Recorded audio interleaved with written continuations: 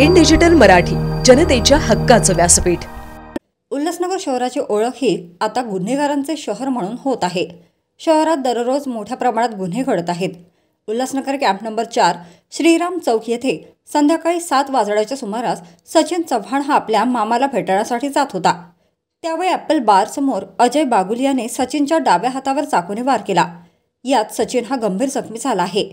मिळालेल्या माहितीनुसार जुन्या भांडणाचा राग मनात धरून सचिन चव्हाण याच्यावर हा हल्ला करण्यात आला असून अजय बागुल यांच्या विरोधात विठ्ठलवाडी पोलीस ठाण्यात तक्रार दाखल करण्यात आली आहे। सचिनवर वार करून अजय बागुल हा फरार झाला असून पोलीस घटनेचा अधिक तपास करत आहेत। सचिन चव्हाण आहे। संध्याकाळी 7 वाजता मी श्रीराम चौकातून माझ्या मामाच्या मुलाच्या घरी मी चाललो होतो। चालल्याच्या नंतर तिथून एक मुलगा आला अजय बागुल करून। त्यांनी मला ना बघितल्यावर त्यांनी मला हातावर वार केले चाकूने। का केले ते समजत नाही मला। त्यांनी बिनाकामाचा मला मारला। मी धक्का देऊन माझा जीव वाचवायला गेलो।